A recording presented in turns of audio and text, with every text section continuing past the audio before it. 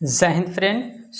हम देखने वाले हैं यूपी जीके का जो रेगुलर बैच चल रहा है उसमें ये थर्ड क्लास है। ठीक है, 2 क्लास पहले हम कंप्लीट कर चुके हैं।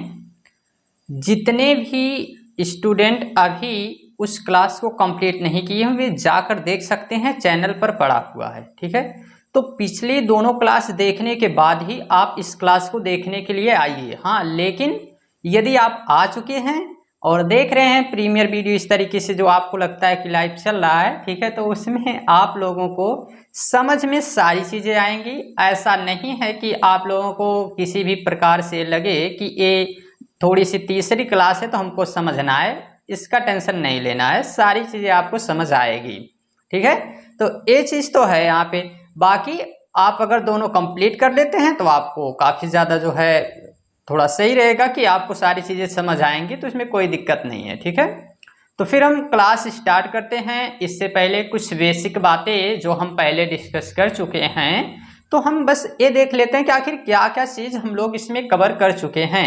जैसे हम कुछ बेसिक बातों में क्या क्या देखे हैं, तो हमने एक यहाँ पे कंप्लीट किया है कि कितने डिस्ट्रिक्ट ऐसे हैं जो एमपी के साथ लगते हैं, नेपाल के साथ लगते हैं, यूके के साथ लगते हैं। ये सारी चीज़ें कंप्लीट किए। हमने देखा पूर्वी जिला कौन सा है, पश्चिमी जिला कौन सा है, उत्तरी जिला कौन सा है, दक्षिणी जिला कौन सा है, टोटल लेंथ इसकी कितनी है, इसकी विड्थ कितनी है, टोटल क्षेत्रफल कितना है, ये सारी चीज़ हम लोग डिस्कस किए। ठीक है, फिर साथ में हमने कुछ कल जो है भौगोलिक फीचर के बारे में इसका देखा, यानी कि इसका क्या फिजिकल फीचर है, इसका भौतिक विभाजन क्या है। तो इसमें भी हमने 3 तरह से देखा था। ठीक है, तो उसमें 3 विभाजन में अभी तक केवल हम एक विभाजन को कंप्लीट किए हैं, जिसे भावर या तराई के नाम से हम जानते थे। उसी को अब हम आगे बढ़ा रहे हैं और उसमें अब हमको क्या देखना है, दूसरे पार्ट में हम लोग आगे बढ़ेंगे। ठीक है, तो उसी को आज हम लोगों को कंप्लीट करना है। वहां आज हम लोग देखेंगे। थोड़ा हो सकता है कि क्लास लंबी भी चल सकती है, या फिर वो पार्ट थोड़ा अगर जल्दी कंप्लीट हो जाता है तो पहले भी थोड़ा सा छोड़ देंगे, तो कोई इसमें दिक्कत नहीं है। ठीक है, बाकी आप लोगों का सपोर्ट जैसा भी रहा है बहुत बेहतर रहा है। ठीक है, कोई दिक्कत ना है।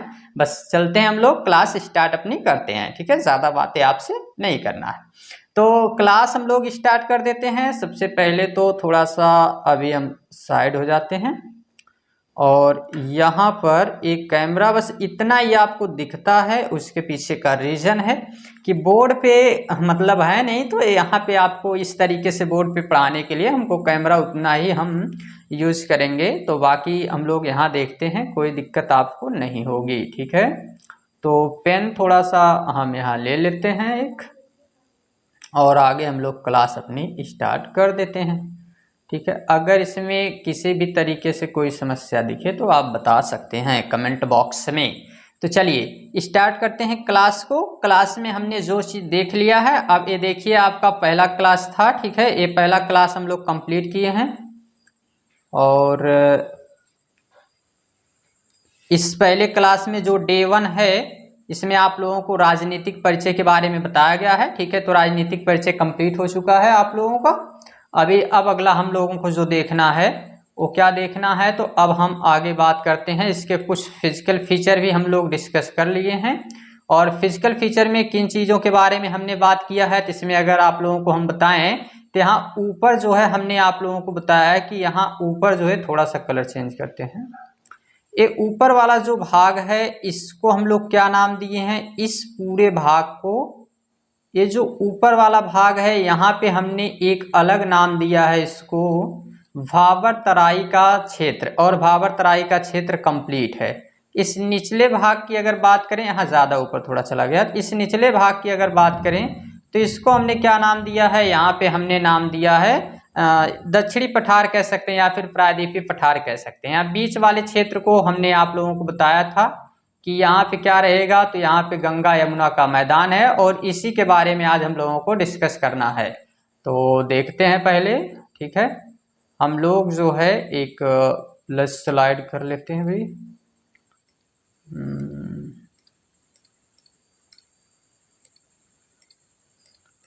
ऐड करते हैं स्लाइड को, काहे नहीं ऐड हो रहा है। ठीक है, देखते हैं, देखिएगा ध्यान से। सबसे पहले तो यहाँ आप लोगों को ध्यान देना है कि ये रहा यूपी का मैप। इसको बार बार बनाते चलेंगे। थोड़ा सा हम इसका कलर जो है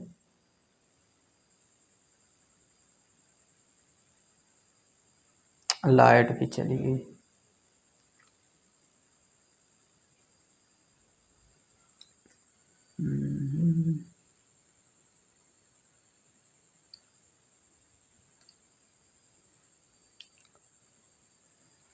एक मिनट रुक जाइए, लाइट चली गई है तो थोड़ा सा हम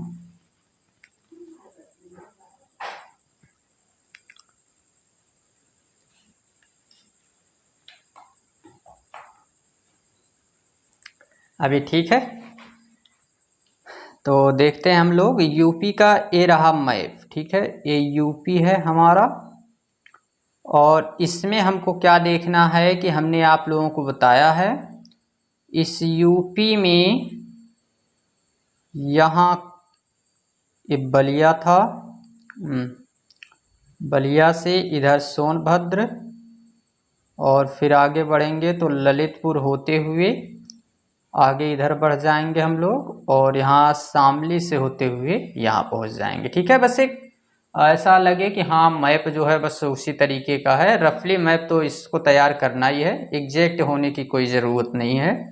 तो यहाँ ये जो ऊपर वाला हिस्सा है, ठीक है, इसको हम लोग कवर कर चुके हैं। जो इसका ऊपरी पार्ट है इसके बारे में हम लोग पूरी तरह से कंप्लीट कर चुके हैं यहाँ तक। ठीक है, इसको अगर हम लोग बात करें तो हमने क्या नाम दिया है, इस ऊपरी वाले भाग को हमने भाबर और तराई कहा था और इसको हम लोग कंप्लीट कर चुके हैं। ठीक है, इस पार्ट को हम लोग पूरी तरह से कंप्लीट कर लिए हैं कि भाबर में जो है हमको देखने को मिला था कि यहाँ बड़े बड़े कंकड़ पत्थर होते हैं और इसमें अगर हम लोग बात करें तो यहाँ पर खेती वगैरह नहीं की जा सकती है, लेकिन तराई प्रदेश में खेती की जा सकती है। तो ये तो कंप्लीट कर लिए हैं। ठीक है, दूसरा जो हम लोग इसमें अगर बात करें तो दूसरे पे अगर हम लोग देखते हैं तो यहाँ हमको देखने को मिला था दूसरे नंबर पे जो निचला यहाँ बीच में जो हिस्सा है, ठीक है, इसको नाम देंगे हम लोग, इस बीच वाले हिस्से को हम लोग क्या नाम देंगे,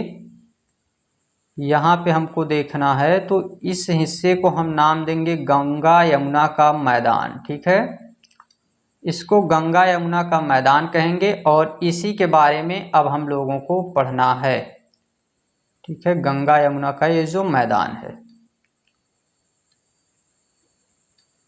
चलिए, ये तैयार हो गया हमारा गंगा यमुना का मैदान पूरी तरह से। ठीक है, तो इसी चीज को देखते हैं आगे। इसमें अब हम लोगों को क्या बात करना है, देखिए मैदान सबसे पहले बने कैसे हैं। ठीक है, और नीचे वाला जो हिस्सा रहेगा तो इसको हम लोग क्या नाम दे देंगे, इसको नाम दे देंगे इधर इस नीचे वाले हिस्से को प्रायद्वीप पठार या फिर दक्षिण भारत का पठार, अभी इसको हम देख लेते हैं। ठीक है, तो चलिए देखते हैं। यहाँ पे सबसे पहली बात क्या ध्यान देना है कि ये जो गंगा यमुना का मैदान है ये निर्माण इसका हुआ है किससे किससे, तो गंगा और इसकी सबसे बड़ी जो सहायक नदी यमुना और उसकी भी कई सहायक नदियां, तो गंगा यमुना और साथ में उसकी ट्रिब्यूटरी यानी कि उसकी सहायक नदियों से इसका निर्माण हुआ है। तो गंगा यमुना और उसकी सहायक नदी मिलकर इसका निर्माण की हैं। ठीक है, तो गंगा यमुना प्लस में उसकी सहायक नदियां मिल करके इसका निर्माण की हैं। और साथ में हमको ये याद रखना है कि इसका निर्माण जो हुआ है तो आपको याद रखना है कि अवसादों से हुआ है। ठीक है, अवसाद, अवसाद कहाँ से आए हैं तो देखना है यहाँ ध्यान से कि ये रहा हिमालय पर्वत। ठीक है, ये हिमालय पर्वत की श्रृंखला है और यहाँ से नदियाँ जो है वो निकल रही हैं। ठीक है, ये नदियाँ निकल रही हैं और ये नदियाँ जैसे ही यहाँ से निकल के आती हैं तो यहाँ पे देखने को मिलेगा कि इसमें इन नदियों के जो है यहाँ पे अभी देखना हमको क्या देखने को मिलता है कि इसमें स्लोप ज़्यादा है, यानी कि ढाल इसमें बहुत तीव्र है और तीव्र ढाल की वजह से ये वी आकार की घाटी बनाएंगी, यानी कि गहरी खाई तक जो है कटाव करेंगी। ठीक, और इसी वजह से क्या होगा कि यहाँ पे लोग क्या करेंगे कि जितने अवसाद हैं इस अवसाद को ले आकर के एक जगह पर जमा करेंगी और इस अवसाद को प्रत दर प्रत यानी कि हर एक अलग अलग प्रत में इसको एक जगह जमा कर देंगी और इसी तरीके से निर्माण हो गया धीरे धीरे मैदान का। ठीक ना, तो मैदान कैसे बन गए हैं, यहाँ पे मैदान जो बने हैं गंगा यमुना के मैदान, एक गंगा और उसकी सहायक नदी यमुना नदी, इसके आने की वजह से जो हिमालय के साथ आती हैं, हिमालय से निकलती हैं, इनका उद्गम हिमालय से है। नदियों के बारे में हम लोग डिटेल में पढ़ेंगे, ठीक है, अभी उसमें कोई टेंशन नहीं लेना है। तो जो नदियां यहाँ से निकल के आई हैं वो अपने अवसाद जहाँ जमा करती हैं उस क्षेत्र में समतल भूमि एक निर्मित होती है, ठीक ना, एकदम प्लेन एरिया, उसी को जो है गंगा यमुना का मैदान यहाँ पे कहा गया है। ठीक है, अब देखते हैं हम लोग आगे थोड़ा सा। तो गंगा यमुना के मैदान को अगर हम लोग देखें तो यहाँ पे आपको ध्यान देना है कि ये क्या है, एक रिवर है। ठीक है, ये एक नदी है, यहाँ इस तरीके से ये एक नदी हम बना देते हैं थोड़ा सा, और यहाँ पे हमको देखने को मिलता है इस नदी में कि भाई जब जो है मई जून का समय रहता है, ठीक है, तो मई जून के समय में ये नदी में बिल्कुल भी जल वही शुरुआती दौर में बहुत कम रहता है। ठीक है, तो क्या होता है कि इसका जी निकलने को होता है, इसमें पानी बिल्कुल नहीं रहता है, बहुत थोड़ा सा। ठीक है, तो अभी इसका जी निकलने को है और ये बेचारी बिल्कुल सूख गई है, पानी बिल्कुल कम है। ठीक है, ये नदी है, क्या है, तो ये एक रिवर है, एक नदी है। क्लियर शायद इसमें थोड़ा सा ना दिख रहा हो, कलर चेंज कर देते हैं। तो क्या है, एक रिवर है, एक नदी है। लेकिन क्या होगा कि कुछ समय बाद जब बाढ़ का समय आएगा, बारिश ज़्यादा होगी, जैसे अगस्त सितंबर के समय में बारिश ज़्यादा हुई और बारिश होने की वजह से ये जल जो है अपने इस क्षेत्र को छोड़कर थोड़ा सा आगे बढ़ेगा। ठीक है, इतना ये नदी का क्षेत्र था, तो इसको क्रॉस करके ये आगे बढ़ जाता है और जैसे ही आगे बढ़ेगा तो हमको देखने को यहाँ पे क्या मिलता है कि अब यहाँ पर यही जल जो है साथ में नदी का ये जो बहाव वाला क्षेत्र रहते पानी भी जाएगा और साथ में कुछ मिट्टी भी जाएगी। ठीक है, तो पानी भी जाएगा और साथ में मिट्टी भी जाएगी और इससे क्या होगा कि यहाँ पर बाढ़ वाला क्षेत्र इसको कहा जाता है। ठीक है, इसको बाढ़ वाला क्षेत्र कहा जाता है और यहाँ पर ये नई मिट्टी हर साल निर्मित होती है नदियों के द्वारा, यहाँ बनती है नई मिट्टी। ठीक है, नई मृदा यहाँ पे निर्मित होती है और इसी को नाम दिया जाता है नई जलोढ़। नई जलोढ़ यानी कि नई जलोढ़ माने कि जल के द्वारा उड़ाई गई मिट्टी थी, तो नई जलोढ़ मृदा यहाँ पे निर्मित होती है। ठीक है, तो यहाँ हर साल नई मिट्टी जो अपने बाढ़ क्षेत्र तक जाती है उसको हम लोग जलोढ़ मृदा के नाम से जानते हैं और ये हर साल आएगी तो नई जलोढ़। लेकिन आपको यहाँ एक चीज़ और देखने को मिलेगा कि यही हर साल ऐसा यहाँ तक तो होता है, लेकिन कुछ ऐसे समय आते हैं 2-3 साल में 4 साल में आपको देखने को मिलेगा कि कभी जो है इसी नदी का पानी यहाँ तक आता था।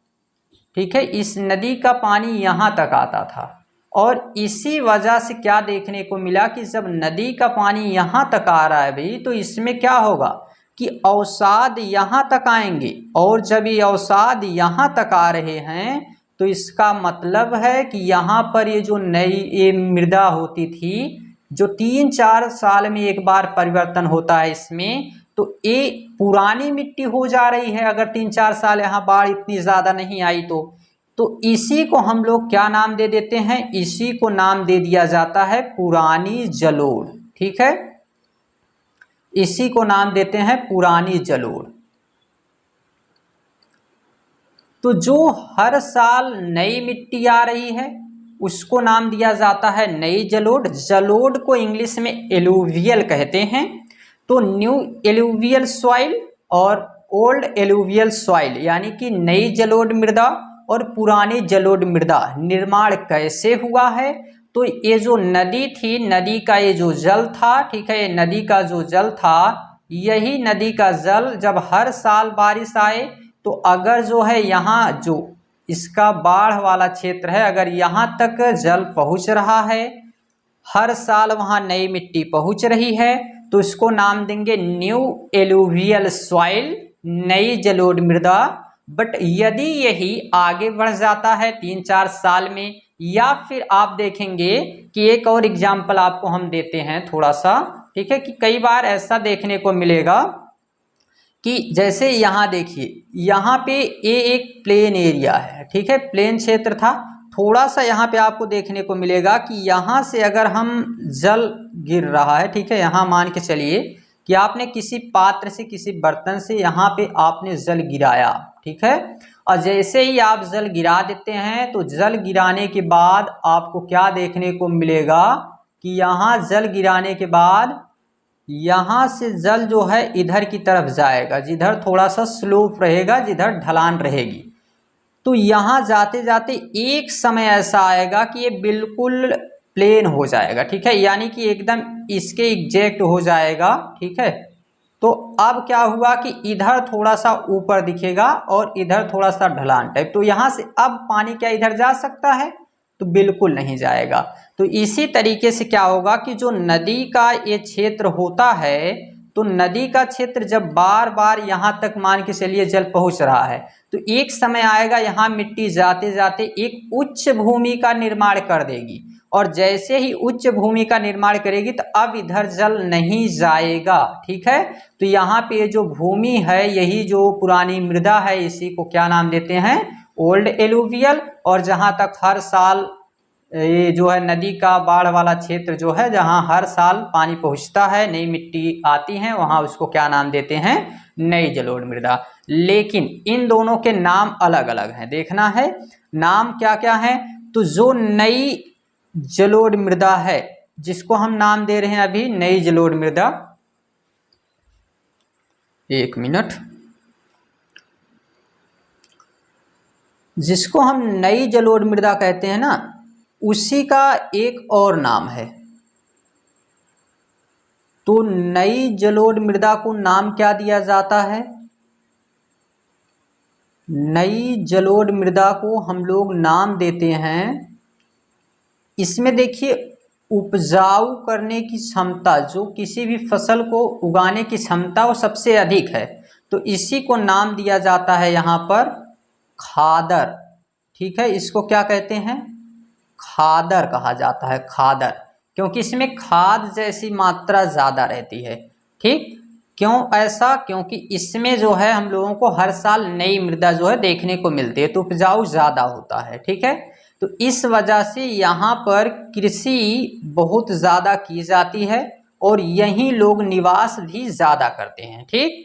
साथ में ये भी याद रखना है कि जो खादर वाला क्षेत्र है, इस क्षेत्र में जनसंख्या इसी वजह से थोड़ी ज़्यादा रहेगी, जनसंख्या, अरे मतलब ऐसा भी नहीं है कि ऐसा समझना ही नदी के किनारे ही रह रहे हैं, ठीक है। तो इसी वजह से नदी के किनारे रहने वाले मतलब लोग थोड़े से ज़्यादा रहते हैं, ठीक है, जनसंख्या नदी वाले क्षेत्र के आसपास में ज़्यादा रहती है, मतलब जो प्लेन एरिया होता है, ठीक है, प्लेन एरिया ऐसा समझिए, एकदम नदी के किनारे वहाँ नहीं बैठे रहेंगे, ठीक है, तो वहाँ जनसंख्या भी थोड़ी ज़्यादा होती है। लेकिन जो ओल्ड एलुवियल सॉइल है, जो पुरानी जलोढ़ मृदा है, उस पुरानी जलोढ़ मृदा को क्या नाम दिया जाता है, तो पुरानी जलोढ़ को नाम देते हैं बांगर, उसको कहा जाता है, भाबर नहीं, भाबर कल जो हम पढ़े थे वो था, बट इसको क्या नाम दे रहे हैं, इसको हम लोग नाम दे रहे हैं वांगर, ठीक है। तो ऊपर वाले को खादर कहेंगे और इसको क्या कहेंगे, बांगर कहेंगे, ठीक है। तो बांगर जो है कही जाती है और ये जो है खादर कही जाती है। ये उपजाऊ होती है बट खादर की अपेक्षा थोड़ी सी कम उपजाऊ होती है। उपजाऊ ये भी है बट खादर की अपेक्षा कम उपजाऊ होती है, ठीक है। आई होप यहाँ तक आप लोगों को सारी चीज क्लियर हो गई होगी। तो ये दो तरह की मिट्टी यहाँ पे निर्मित होती है। अब अगर इसमें हम लोग बात करें कि कौन कौन सी नदियां हैं इसमें, तो इसमें कई सारी नदियां हैं और नदियों के बारे में हम डिस्कस करेंगे, ठीक ना। तो हर एक के बारे में एक साथ डिस्कस किया जाएगा। लाइट परेशान करके रखिए, बार बार आ रही है बार बार जा रही है, ठीक है। तो आगे अब हम लोग देख लेते हैं